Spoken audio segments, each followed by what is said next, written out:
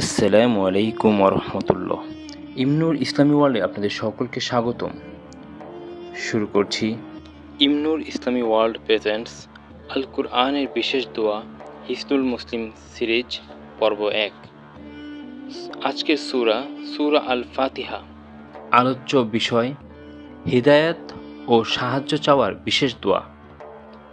সূরা ফাতিহা, আয়াত 1 থেকে 7। আউযু বিল্লাহি মিনাশ শাইতানির রাজিম।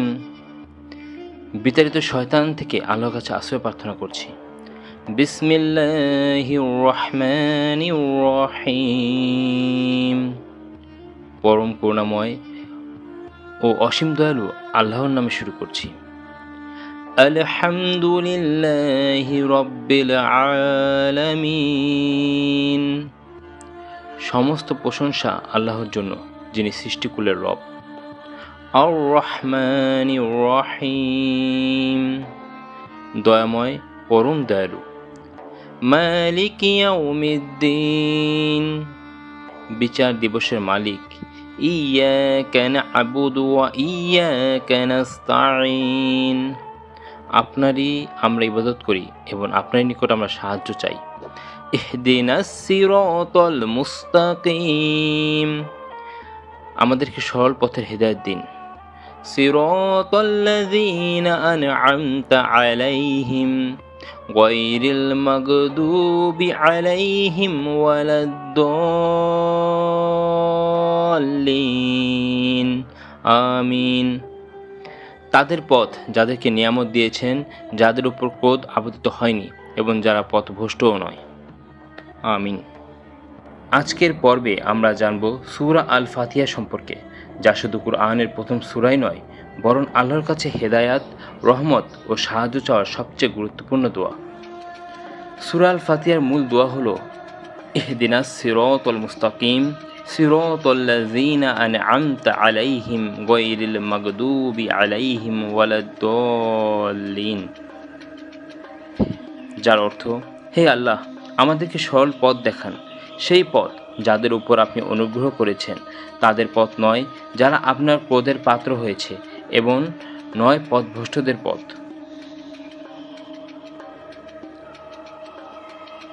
আজকের এই সূরা থেকে আমরা যে দোয়া জানলাম, সেই দোয়ার শিক্ষা হলো, জীবনে সবচেয়ে বড় প্রয়োজন হলো হিদায়াত। মানুষ ধন, সম্পদ, স্বাস্থ্য বা সম্মান চাইতে পারে, কিন্তু আল্লাহ আমাদের শিখিয়েছেন সবচেয়ে আগে চাইতে হবে সঠিক পথের দিশা। শুধু পথ দেখলেই যথেষ্ট নয়, আমরা আল্লাহর কাছে চাই তিনি যেন আমাদের সেই পথেই দৃঢ়ভাবে চলার তৌফিক দান করেন। আল্লাহর সাহায্য ছাড়া সফলতা অসম্ভব। এই সূরাতেই আমরা বলি, ইয়াকা না'বুদু ওয়া ইয়াকা নাস্তাঈন, আমরা একমাত্র আপনারই ইবাদত করি এবং একমাত্র আপনারই সাহায্য চাই। এটি একজন মুমিনের জীবনের মূল নীতি। নেককারদের অনুসরণ করা এই দোয়া আমাদের শেখায় আমরা যেন নবীগণ, সিদ্দিক, শহীদ ও সৎকর্মশীলদের পথ অনুসরণ করি। সূরা আল ফাতিহার মাহাত্ম্য হলো, এটি কুরআনের সর্বশ্রেষ্ঠ সূরা। প্রতিদিন 5 ওয়াক্ত সালাতে বহুবার এই সূরা পাঠ করা ফরজ। একে উম্মুল কুরআন বা কুরআনের জননী বলা হয়। এটি শিফা, রহমত ও বরকতের সূরা। আমরা আমাদের জীবনে এই সূরার যে আমল করব তা হলো, প্রতিটি সালাতে মনোযোগ সহ সূরা আল ফাতিহা পড়া, অর্থ বুঝে তেলাওয়াত করা, প্রতিদিন আল্লাহর কাছে হেদায়েতের জন্য আন্তরিকভাবে দোয়া করা, কুরআন ও সুন্নাহ অনুযায়ী জীবন গড়ার চেষ্টা করা। আজকের এই দোয়া থেকে আমরা যে শিক্ষা পেয়েছি তা হলো, যে ব্যক্তি প্রতিদিন আন্তরিকভাবে আল্লাহর কাছে হেদায়েত চায়, আল্লাহ তাকে সঠিক পথের দিকে পরিচালিত করেন।